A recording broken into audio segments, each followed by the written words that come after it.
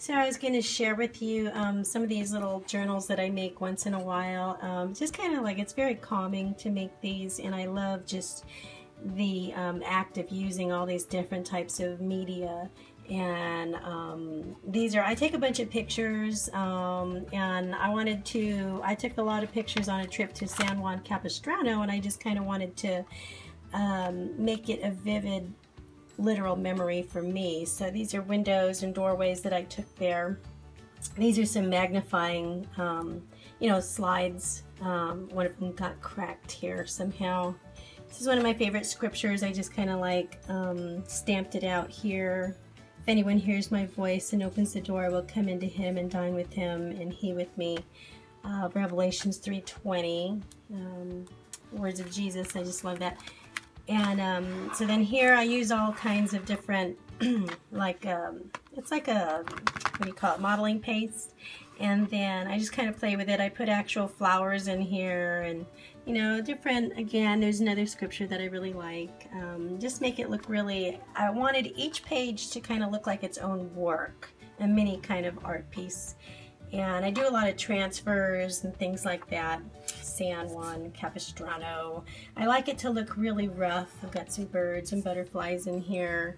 That's a window out there. These are actual flowers from there that I actually made a transfer of. It's one of the doorways I took out there. I really liked that. Chiaroscuro effect. It's me and my hubby in a little window up there. So I use a lot of found object too. A lot of pastels, different types of papers, different types of transfers here. And then I just add, some fun little things to it, some 3D effects and stuff like that.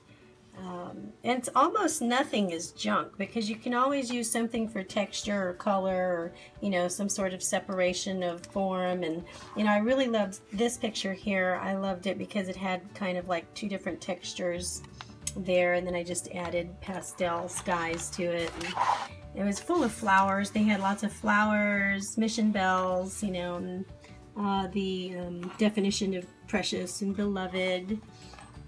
It was just such a nice day, and this way I can remember the day as it was rather than just have like one picture. I have like a vivid memory come to life, and so I love this picture here. I like layering stuff too, so this is one of the transfers, one of my pictures of the flowers there. There was such a beautiful little pond there, koi pond. It was just so peaceful.